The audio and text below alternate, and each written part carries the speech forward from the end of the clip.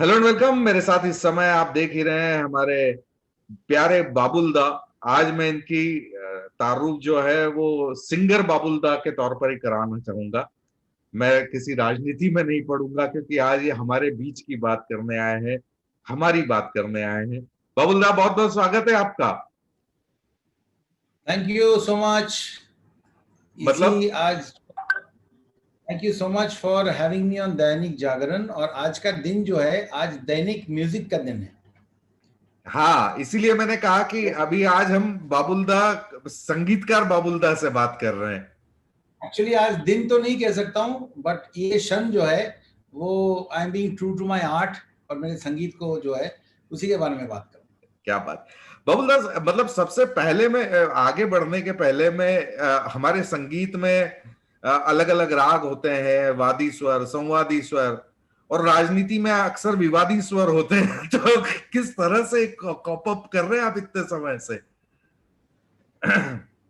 ये बड़ा सिंपल है। जैसे हम सिनेमा हॉल में पिक्चर देखने जाते हैं ना, तो कभी वायलेंस का पिक्चर होता है, कभी रोमांटिक पिक्चर होता है, कभी गाने वाला पिक्चर होता है, कभी रोने वाला पिक्चर होता है।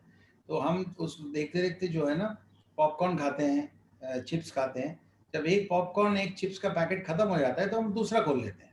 ऐसा ही है ना। तो हाँ, मेरा लाइफ का फंडा बड़ा सिंपल है। मेरे यहाँ पे दीवार पे भी लिखा हुआ है कि जब मेरा किसी वजह से पेशेंस का, धीरज का जो है वो ख़त्म हो जाता है, जैसे लोग बोलते हैं कि मेरे से अब नहीं हो रहा है यार बहुत ये, तो जब एक पैकेट ख़त्म हो जाता है मैं दूसरा पैकेट खोल लेता हूँ।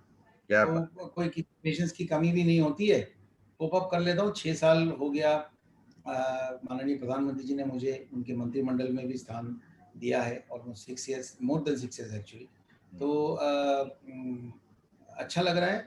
और एक और मतलब म्यूज़िक में रहते वक्त मैं किसी भी तरीके का पॉलिटिक्स नहीं कर पाया। मैं, मेरे से स्मॉल टाउन लड़का हूँ, वो सब जो है पॉलिटिक्स में नहीं कर पाऊँ। कोई ऐसा नहीं कहेगा कि पॉलिटिक्स में नहीं कर पाया। शायद मैं, शायद ही नहीं, 100% मैं एकमात्र सिंगर शायद हूँ जो जिनका डुएट गानों को, एक गाना का फिल्म फेयर को मतलब फिल्म फेयर अवार्ड भी मिला और डुएट गाने को नेशनल अवार्ड भी मिला। और दोनों में मेरे जो को सिंगर्स हैं डुएट में, फीमेल सिंगर्स, उनको, हम तुम में अलका जी को बेस्ट प्लेबैक सिंगर का अवार्ड मिला, मुझे नहीं मिला डुएट गाना। फेरारी मोन एक Bengali picture, national award winning picture है, उसमें एक बहुत बेहतरीन गाना था फेरारी मोन, जो मेरा और श्रेया घोषाल का गाया हुआ था।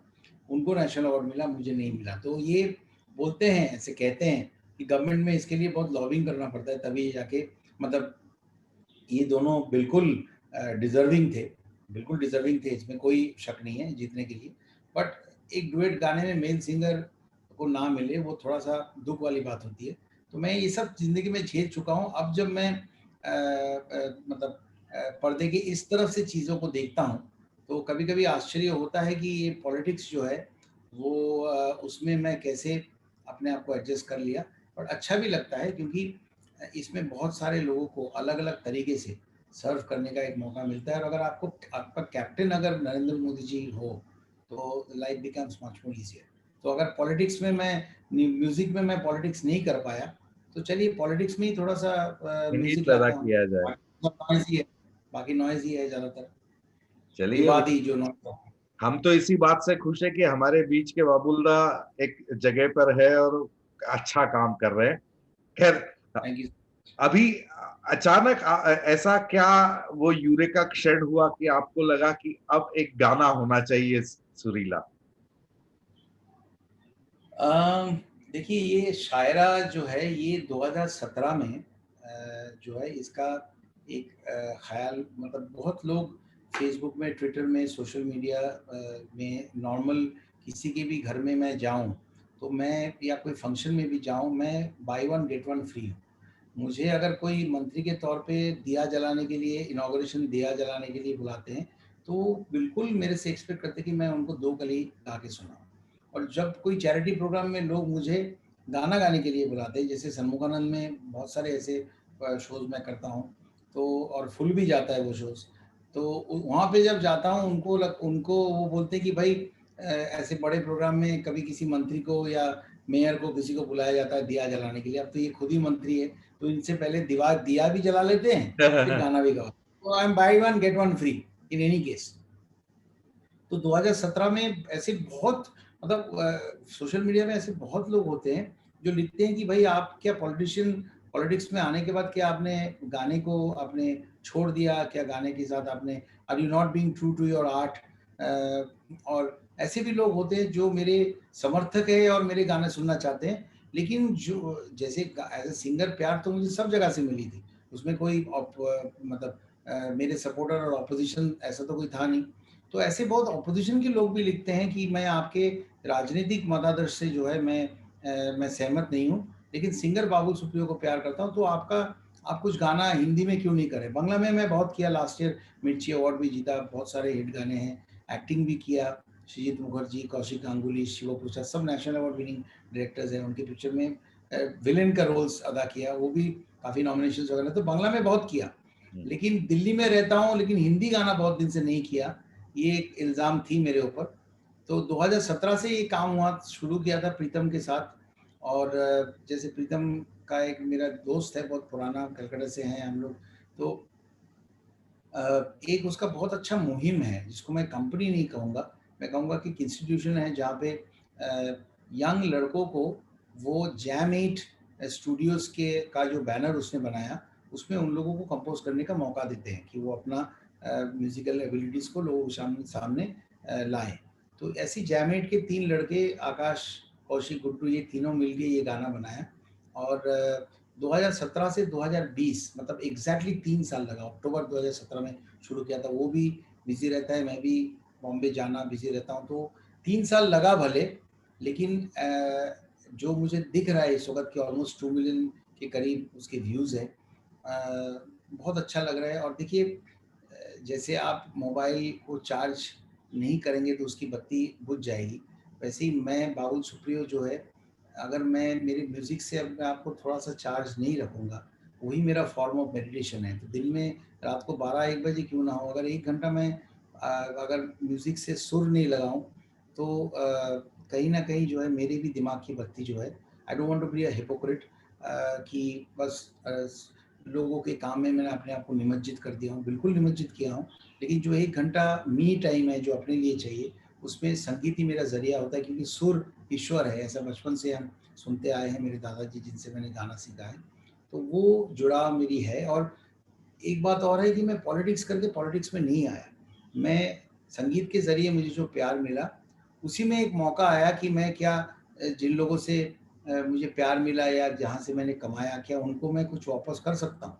तो वही आशा लेके मैं 2014 में मैं इलेक्शन में खड़ा हुआ था, और लोगों को कहा कि अगर प्रधान नरेंद्र मोदी जी के नेतृत्व में मैं अगर आपका पार्लियामेंटेरियन बनूं तो क्या आप मेरे साथ रहेंगे।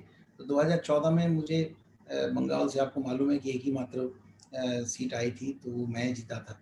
और 2019 में मैंने 2014 और 19 के बीच में बहुत ही मेहनत और सिंसियरिटी के साथ मैंने काम किया, क्योंकि 2019 में लोग मुझे सिंगर के तौर पे वोट नहीं देते, वो देखता कि मैं 5 साल एज अ पार्लियामेंटेरियन मैंने क्या काम किया।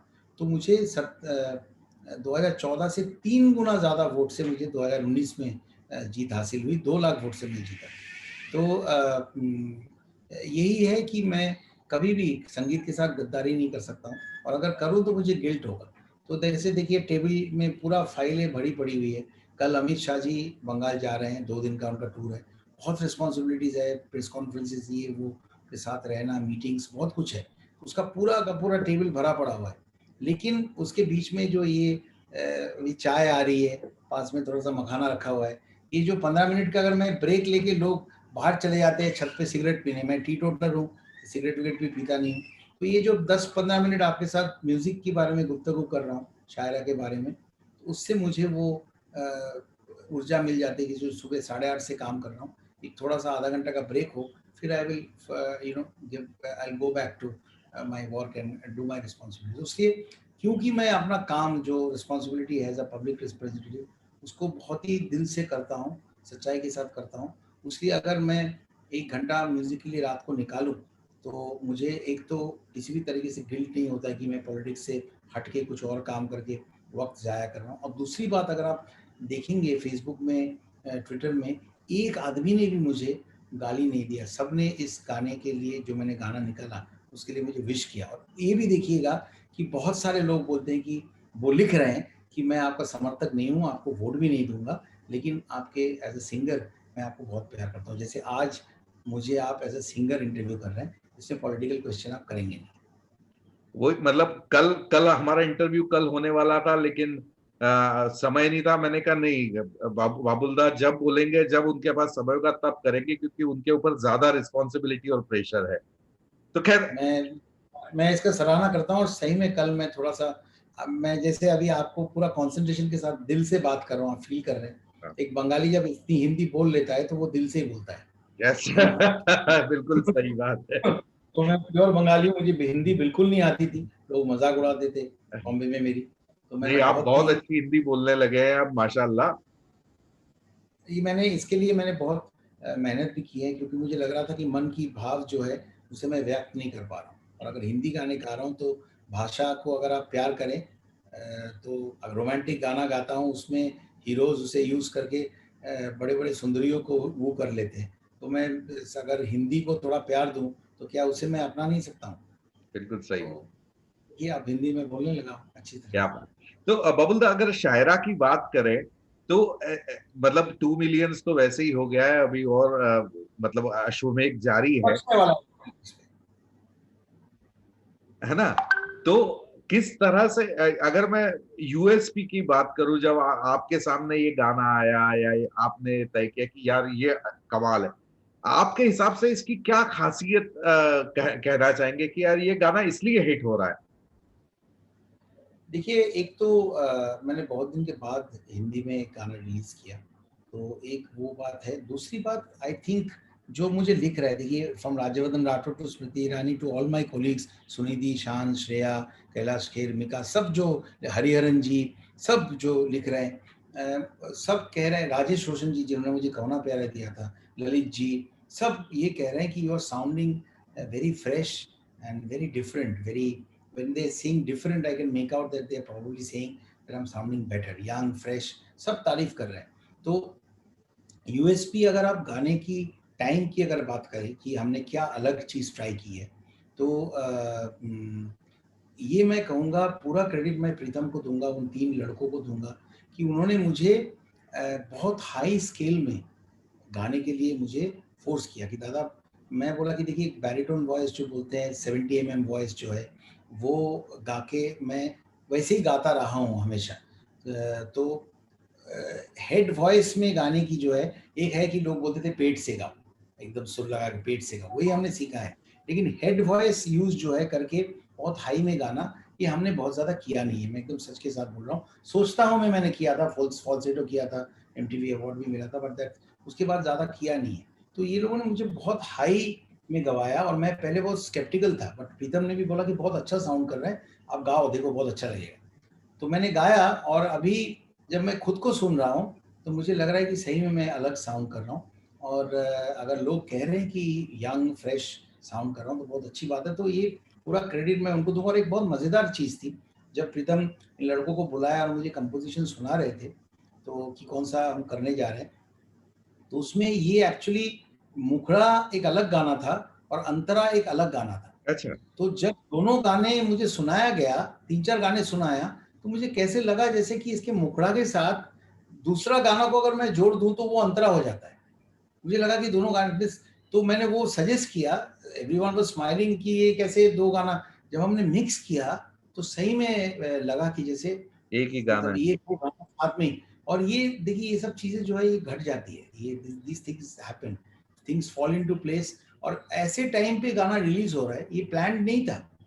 देखिए जस्ट 7 दिन पहले टिप्स से शुकर शुकर करके एक गाना रिलीज हुआ, जिसमें अन्नू मलिक साहब ने म्यूजिक दिया और समीर रंजान जी ने उसमें लिरिक्स लिखा। वो गाना भी 1 मिलियन पहुंच गया है, 9,69,000 समथिंग।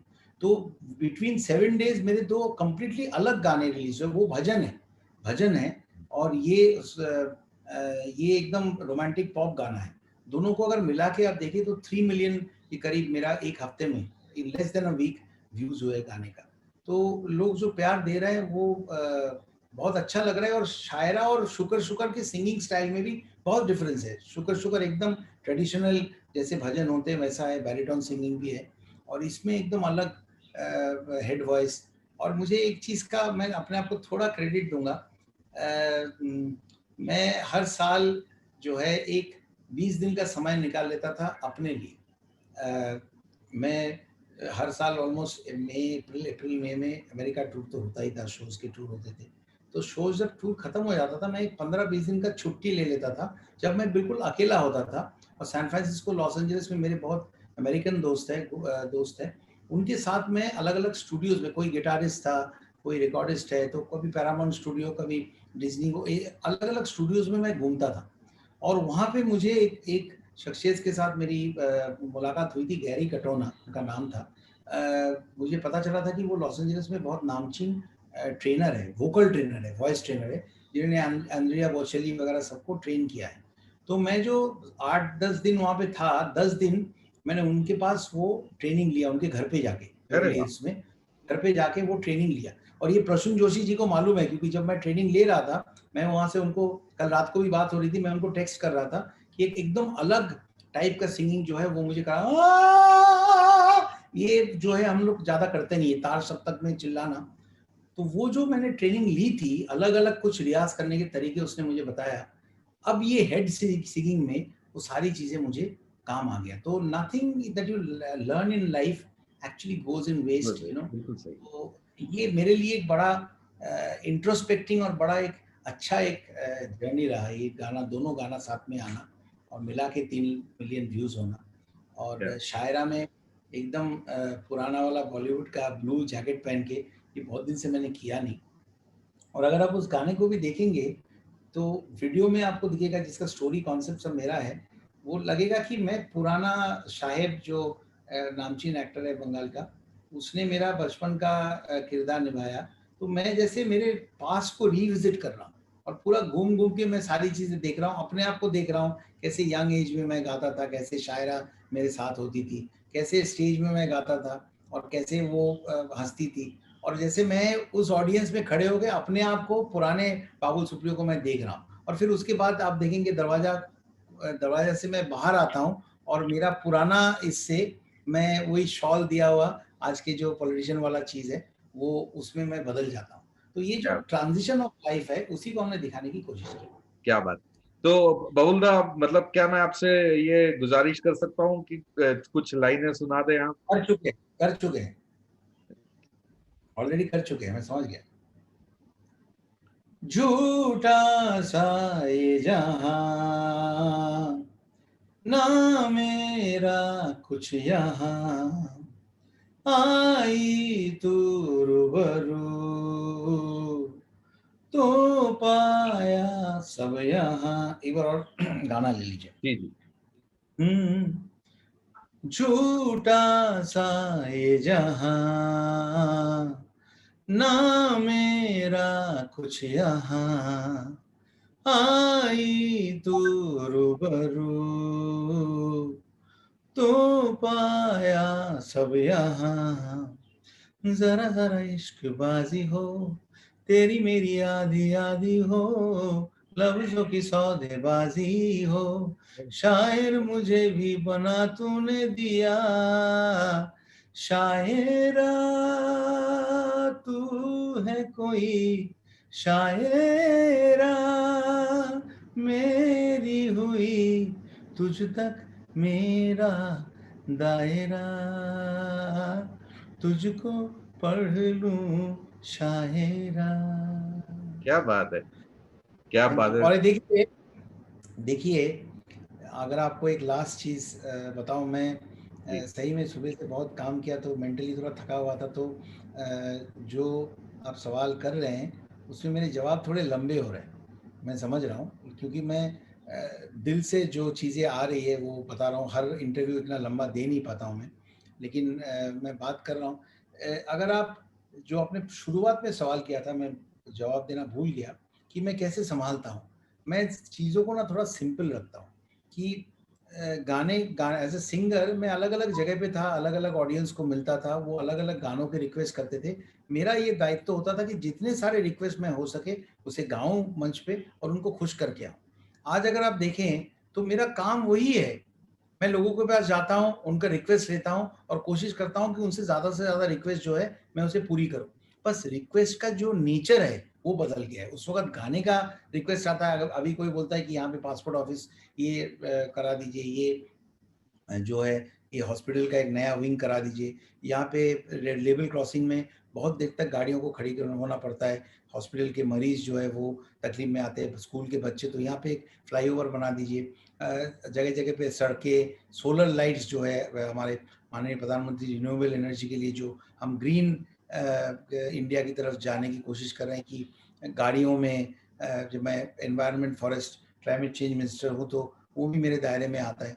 तो वो सारे काम जो मैं आपको जिक्र कर रहा हूँ ये सब मैं कर चुका हूँ अपने कॉन्स्टिट्यूएंसी में। तो बस रिक्वेस्ट का नेचर बदल गया है, बट बाबुल सुप्रियो का काम अगर आप कहें तो वैसे ही होता है। और साथ में जब वो काम होता है तो अगर किसी मोहल्ले से भी गुजरता हूँ, लोग लड्डू खिलाते हैं या शरबत देते हैं तो ऐसे भी रिक्वेस्ट करते हैं कि यहाँ पे आप बस यहाँ पे एक लाइन सुना दीजिए, एक लाइन सुना दीजिए, तो अच्छा लगता है। I oblige them, I don't have any problem कि मंत्री हूँ तो रास्ते में ऐसा, आई फील वेरी गुड क्योंकि दैट इज ट्रू मी। उसी से ही मैं जो भी जिंदगी में मुझे मिली है संगीत के जरिए मिला है। तो मैं I am very happy and I think in a very happy space with Modi ji as my captain and my music with me all the time as my form of meditation. एक कलाकार इसलिए हमेशा ही महान रहता है कि वो अपने आप से कभी भी बेईमान नहीं हो सकता है।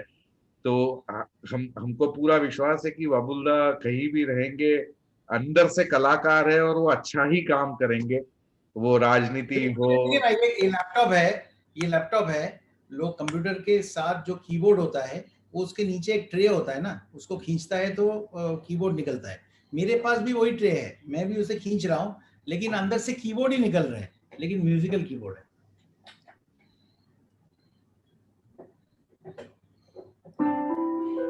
वाह, कीबोर्ड ही निकल रहे हैं, इसको भी कीबोर्ड ही बोलते हैं, बट मेरी जिंदगी में कीबोर्ड का अलग मायने है। क्या बात है, क्या बात है, बस बंद कर दिया, अंदर चला गया, हो गया पॉलिटिशियन। क्या बात है। चलिए बाबुल्दा, आपका बहुत बहुत शुक्रिया और उम्मीद करता हूं कि हर साल में 3-4 दिन बाबुल्दा, हमारे वाले बाबुल्दा हमारे हिस्से आएंगे। बाकी आप देश के नाम है ही। Thank you very much and God bless.